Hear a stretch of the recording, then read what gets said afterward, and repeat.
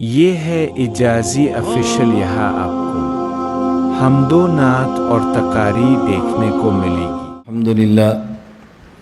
الحمد للہ نحمده ونستعینه ونستغفره ونؤمن به ونتوکل علیہ ونعوذ باللہ من شرور انفسنا ومن سیئات اعمالنا من يهده الله فلا مضل له ومن يضلل فلا هادي له ونشهد ان لا اله الا الله وحده لا شريك له ونشهد ان سيدنا ومولانا محمدا عبده ورسوله اما بعد فاعوذ بالله من الشيطان الرجيم بسم الله الرحمن الرحيم فاذكروني اذكركم اللهم صل على محمد وعلى آل محمد كما صليت على إبراهيم وعلى آل إبراهيم إنك حميد مجيد اللهم بارك على محمد وعلى آل محمد كما باركت على إبراهيم وعلى آل إبراهيم إنك حميد مجيد۔ اللہ رب العزت جب کسی شخص سے محبت فرماتے ہیں تو اس کو اپنا نام لینے کی توفیق عطا فرماتے ہیں۔ اللہ تعالیٰ جب کسی سے محبت فرماتے ہیں تو اپنے گھر آنے کی توفیق عطا فرماتے ہیں۔ اس لیے اللہ کا نام لینے کے لیے اللہ کے گھر آنا یہ بہت سعادت کی بات ہے۔ اس پر انسان جس قدر شکر کرے اسی قدر کم ہے۔ دنیا بہت مختصر ہے، کسی کے چند سیکنڈ ہیں، کسی کے منٹ ہیں، کسی کے گھنٹے ہیں، کسی کے دن ہیں، کسی کے مہینے، کسی کے چند سال، اور موت کے بعد کی زندگی دائمی، ابدی اور ہمیشہ والی ہے۔ اس مختصر سی زندگی میں آخرت کی تیاری کرنی ہے، اور خوش قسمت انسان وہ ہے کہ جو آخرت کی تیاری کرے۔ سعادت مند انسان وہ ہے جو آخرت کو ہر وقت ذہن میں رکھے۔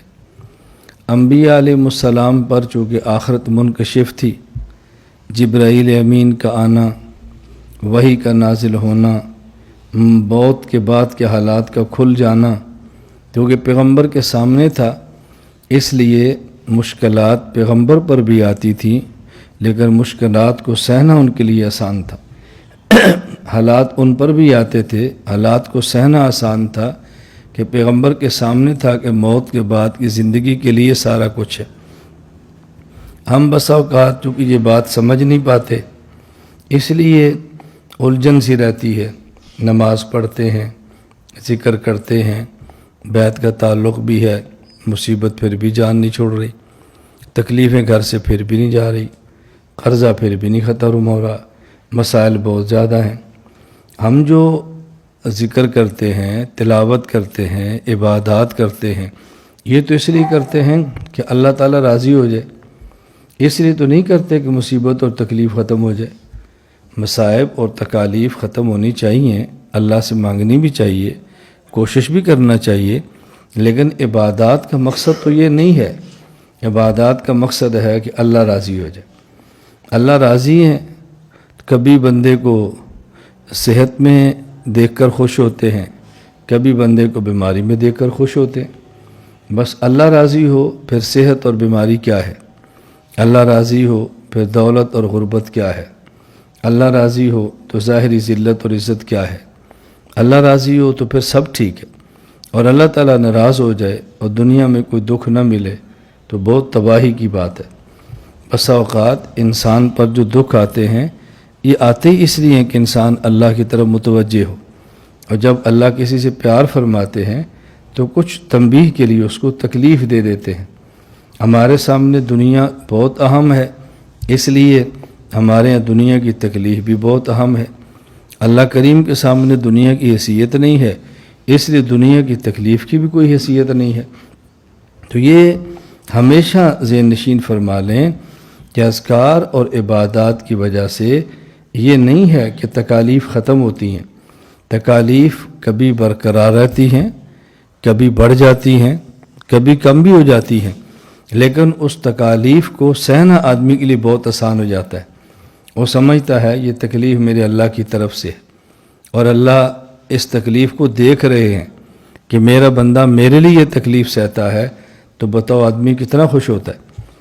آدمی کسی سے محبت کرتا ہو، وہ محبت جائز ہو یا ناجائز، کسی سے محبت کرتا ہو، اس کی خاطر اس کو جو غم آئے، اس کی خواہش ہوتی ہے کہ میرے محبوب کو پتہ چلے، کسی طریقے سے اس کو پتہ چلے کہ میں اس کی محبت میں کتنا دکھی ہوں، میں کتنی تکلیف اٹھا رہا ہوں، کتنی ذلتیں اٹھا رہا ہوں، کتنی قربانی دے رہا ہوں، لیکن میں تیری محبت سے دستبردار نہیں ہو رہا۔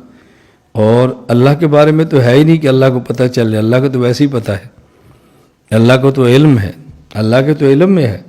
تو پھر اس تکلیف پر کتنا مزہ آتا ہے جب یہ پتہ ہو کہ یہ اللہ کے لیے ہے، یہ دکھ اللہ کے لیے ہے، اللہ کی وجہ سے ہے، تو پھر کیا نہ ذلت کا مسئلہ ہے، نہ عزت کا مسئلہ ہے، نہ بدنامی کا مسئلہ ہے، نہ نیک نامی کا مسئلہ ہے۔ تو ہمیشہ یاد رکھیں کام اللہ کی رضا کے لیے کریں، اللہ کی محبت کے لیے کریں۔ باقی جو چیزیں اللہ پاک نے مقدر میں رکھی ہیں وہ تو انشاءاللہ العزیز آئی جانی ہیں۔ تو دعا یہ کریں کہ اللہ تعالی ہم سب سے راضی ہو جائے، اللہ اپنی رضا والی زندگی عطا فرمائے۔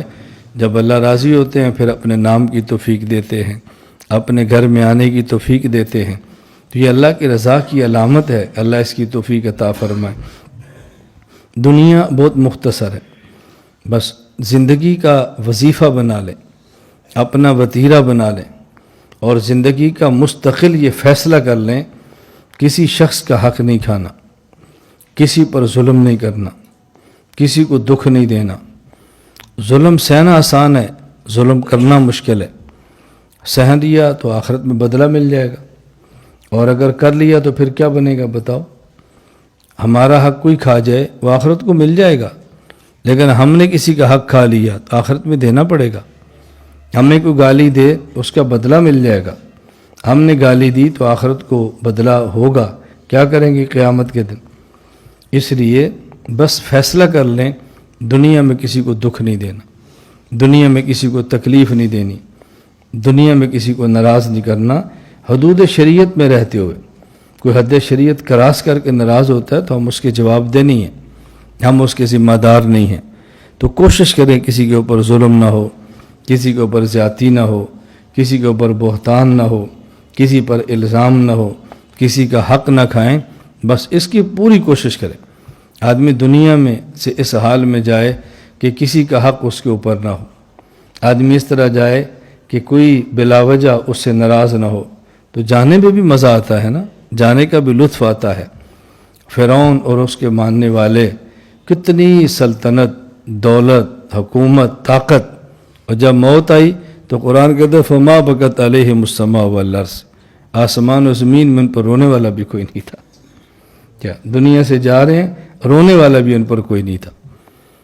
اور اہل اللہ کی عجیب زندگی ہوتی ہے، جب دنیا میں آتے ہیں تو بندہ خود روتا ہے، اور جب دنیا سے جاتا ہے تو پھر لوگ روتے ہیں۔ آدمی دنیا میں آئے نا تو بچہ روتا ہے، لیکن جب دنیا چھوڑتا ہے تو پھر بھی روتا ہوا جائے، یہ کون سی زندگی؟ دنیا چھوڑے تو مسکراتا جائے اور لوگ اس پہ روئیں، لوگ صدمے سے نہ ڈال ہو جائیں کہ کون بندہ دنیا سے چلا گیا ہے۔ اللہ تعالی ہمیں یہ باتیں سمجھنے کی توفیق عطا فرمائے۔ اپنی زندگی کا ایک فیصلہ کر لیں کہ ہم نے اپنی زندگی کو رسول اکرم صلی اللہ علیہ وسلم کی مبارک سنت کے مطابق گزارنا ہے، مبارک سنت کے مطابق گزارنا ہے۔ اگر ماحول مخالف ہے اس کو موافق بنانا ہے، خاندان مخالف ہے اس کو موافق بنانا ہے، ہمارے دوست احباب مخالف ہیں اس کو موافق کرنا ہے۔ ماحول کو بدلنے کی کوشش کریں، ماحول کے ساتھ خود کو بدلنے کی کوشش نہ کریں۔ ہمارے ہیں جو بعض ایک احمقانہ جملے چل جاتے ہیں، جیسا دیس ویسا بیس، یہ تو منافق کا کام ہے۔ مومن کی شان تو یہ نہیں ہے کہ جیسا دیس ویسا بیس۔ یہ کیا ہوا؟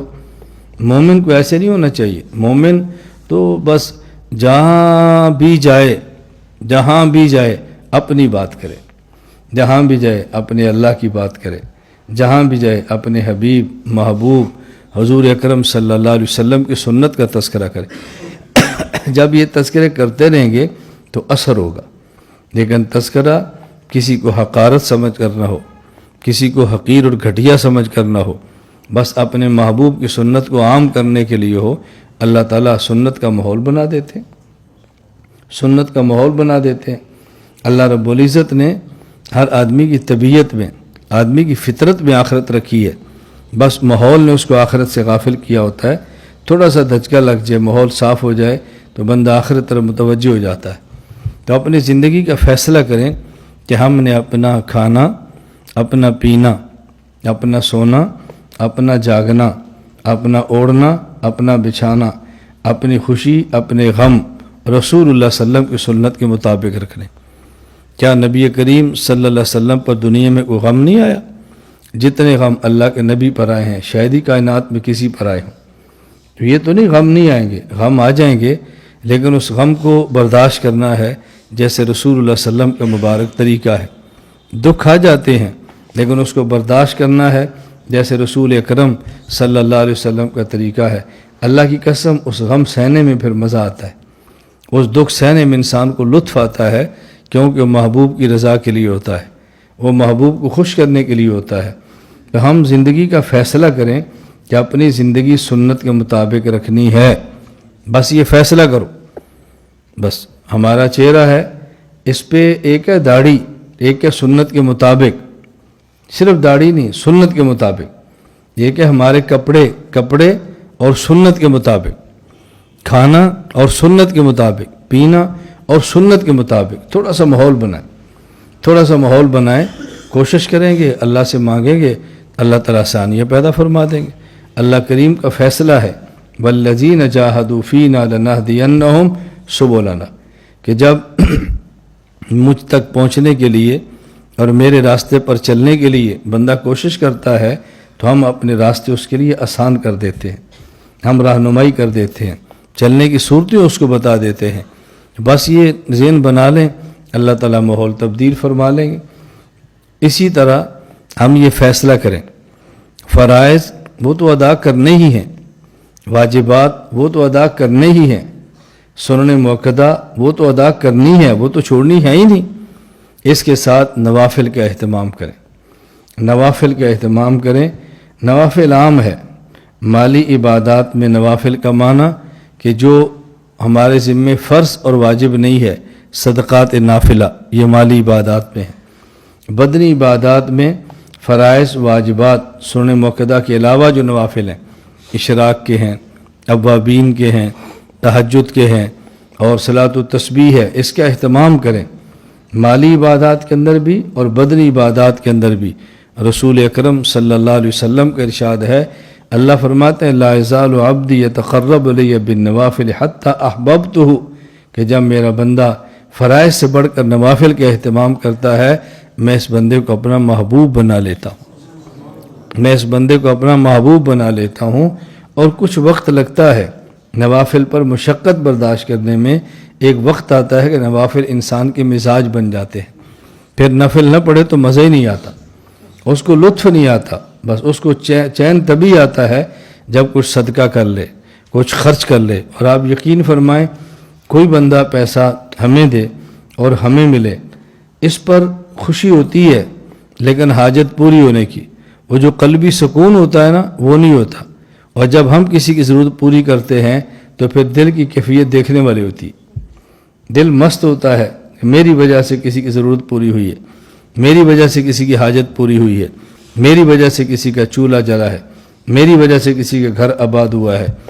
تو ہم اسی طرح اپنی زندگی میں فیصلہ کریں کہ ہم نے لوگوں کے گھر برباد نہیں کرنے، ہم نے لوگوں گھر آباد کرنے ہیں۔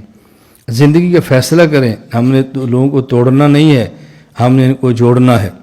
بعض اوقات مزاج بنتا ہے غیبت کر کے، گلہ کر کے، شکایتیں کر کے، برے تذکرے کر کے ہم دوستوں کو آپس میں توڑتے ہیں، خاندان کو توڑتے ہیں، بیوی شوہر کو توڑتے ہیں، تو رشتے توڑ دیتے ہیں۔ توڑے نہیں، جوڑیں۔ جھوٹ بولنا کتنا بڑا گناہ ہے، لیکن دو شخصوں کو جوڑنے کے لیے آدمی جھوٹ بولے، یہ جھوٹ بولنا بھی عبادت بن جاتا ہے۔ اس جھوٹ پر بھی اللہ خوش ہو جاتے ہیں کہ اس نے دو کو جوڑنے کے لیے جھوٹ بول دیا۔ اب بتاؤ جوڑنا کتنی بڑی عبادت ہے۔ جوڑنے کا معنی یہ ہرگز نہیں ہے کہ غلط عقیدے کو، باطل عقیدے کے ساتھ ملا کر جوڑ دیں، سنت اور بدعت کو اکٹھا کر کے جوڑ دیں۔ جوڑ کا معنی یہ نہیں ہے، جوڑ کا معنی یہ ہے کہ جائے حد تک خاندان کو جوڑیں، احباب کو جوڑیں، تعلق والوں کو جوڑیں۔ تو یہ ایسی بات ہے کہ جس پر ہمیں عمل کی کوشش کرنی چاہیے، ہمیں اس میں لگا رہنا چاہیے۔ ہمارا چونکہ 3 دن سے دورہ تربیت علماء جاری ہے، طلباء اسباق بھی پڑھتے رہے ہیں، خدمت بھی کرتے رہے ہیں۔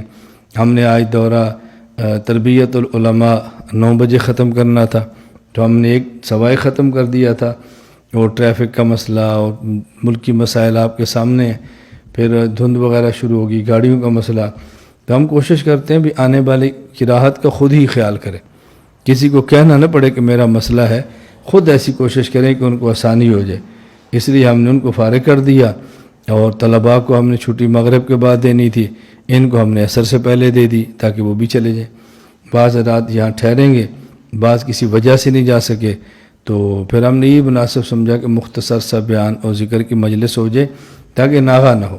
احب الاعمال الی اللہ ادومھا وان قل، اللہ کو محبوب عمل وہ ہے جو ہمیشہ ہو، اگرچہ تھوڑا ہی کیوں نہ ہو، لیکن ہو مسلسل۔ ہمیں بعض متعلقین خط میں لکھتے ہیں، بس اوقات فون پہ پوچھ لیتے ہیں کہ یہ ہم تلاوت تو کرتے ہیں لیکن تھوڑی کرتے ہیں۔ میں کہتا ہوں بس تلاوت مسلسل کریں اگرچہ تھوڑی ہو۔ حافظ کو چاہیے 1 پارہ کرے، ناظر خان کو چاہیے کم از کم 1 پاؤ کرے۔ اتنا بھی نہیں کر سکتے تو کسی نماز کے وقت مسجد میں جائیں، قرآن کریم کھول لیں اور محبت کی نگاہ سے 1 آیت کی تلاوت کر لیں، لیکن کریں ضرور، بس کریں ضرور۔ ہم کہتے ہیں بھی ہمارے یہاں 12 تسبیحات ہیں، وہ پڑھیں، نہیں پڑھ سکتے 3 تسبیحات ہیں، اس کا اہتمام کریں۔ 3 بھی نہیں پڑھ سکتے تو 1 مرتبہ کہہ لو لا الہ الا اللہ محمد رسول استغفر اللہ صلی اللہ علیہ وسلم، 1 بار کہہ لو، بس اس تسلسل کو چھوڑو مت۔ یہ تھوڑی تھوڑی روحانی غذا ایک وقت آتی ہے اپنا رنگ دکھاتی ہے، توجہ نہ ہو تب بھی رنگ دکھاتی ہے۔ حکیم الامت حضرت تھانوی رحمۃ اللہ علیہ کے خلیفہ مجاز حضرت شاہ ابرار ہردوئی نور اللہ مرقدہ سے کسی مرید نے پوچھا، حضرت بسا کا ذکر کرتے ہیں توجہ نہیں ہوتی، فرمایا اگر تم دکان پہ بیٹھے ہو اور کھانا آ جائے اور گاہک کو بھی نہیں چھوڑ سکتے لیکن کھانا بھی کھانا ہے، بغیر توجہ کے کھانا کھاؤ تو معدہ بھر جاتا ہے؟ کہا جی ہاں۔ فرمایا اس طرح بغیر ذکر توجہ کے ذکر بھی کرو تو روح کا معدہ پھر بھی بھر جاتا ہے۔ بس چھوڑنا نہیں ہے، چھوڑنا نہیں ہے، توجہ نہ ہو تب بھی جاری رکھو، اس ذکر کو چھوڑنا نہیں ہے، بس اس کا ہمیشہ خیال رکھ۔ یہ جو ذکر کا تسلسل ہے نا، تھوڑا سا بھی ہو، بس اس کا ناغہ نہ کریں۔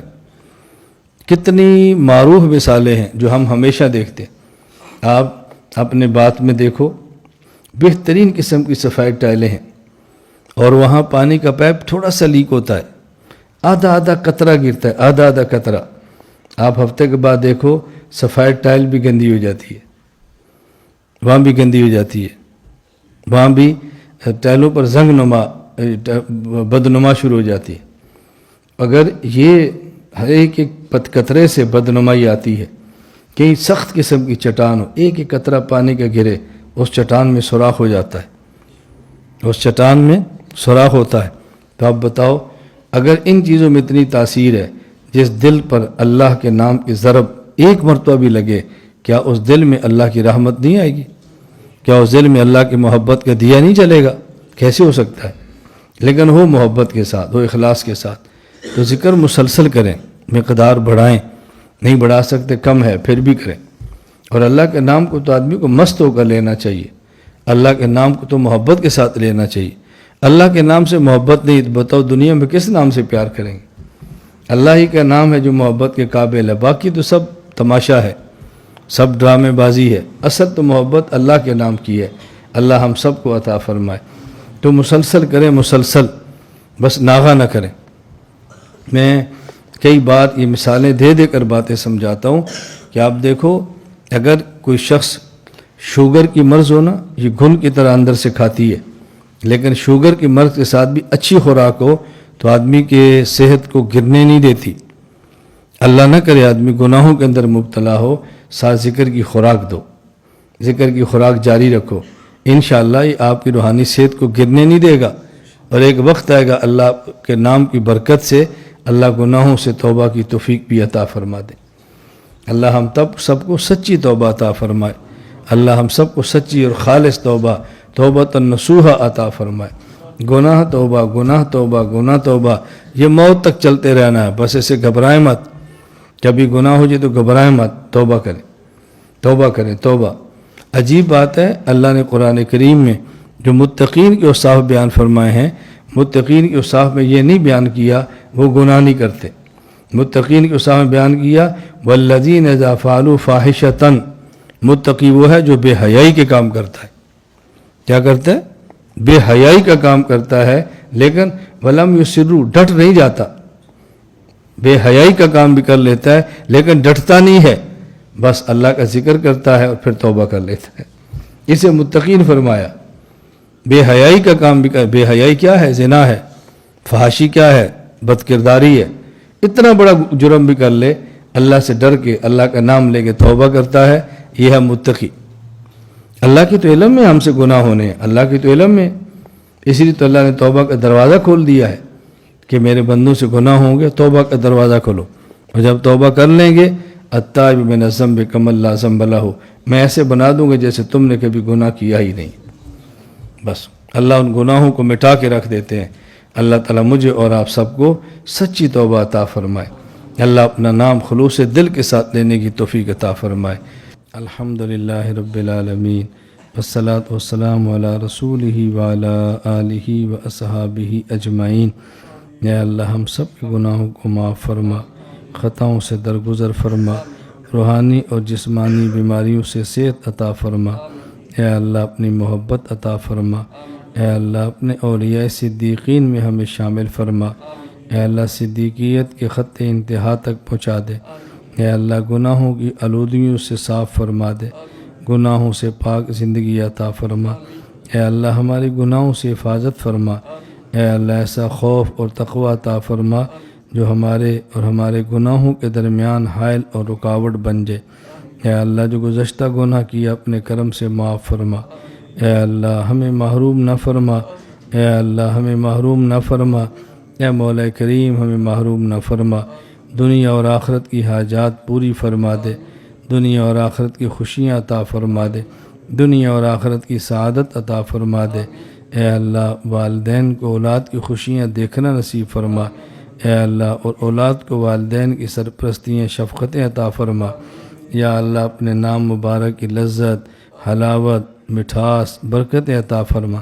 یا اللہ ہمیں اللہ اللہ کرنے والا بنا دے، اپنا نام لینے والا بنا دے، اے اللہ اپنے نام پر مر مٹنے کی توفیق عطا فرما۔ یا اللہ آپ کے نام میں ایسی لذت آئے کہ ہم دنیا کے سارے ناموں کو بھول جائیں۔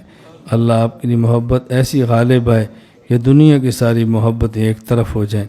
یا اللہ اپنی محبت عطا فرما، اپنی رضا عطا فرما، جن اعمال کی وجہ سے آپ کی رضا ملتی ہے وہ اعمال بھی دے دے، جن اعمال سے آپ کی محبت ملتی ہے اللہ وہ اعمال بھی عطا فرما۔ خاتمہ ایمان پر فرما، اے اللہ خاتمہ ایمان پر فرما، مولا کریم خاتمہ ایمان پر فرما۔ اجمعین برحمتک یا ارحم الراحمین۔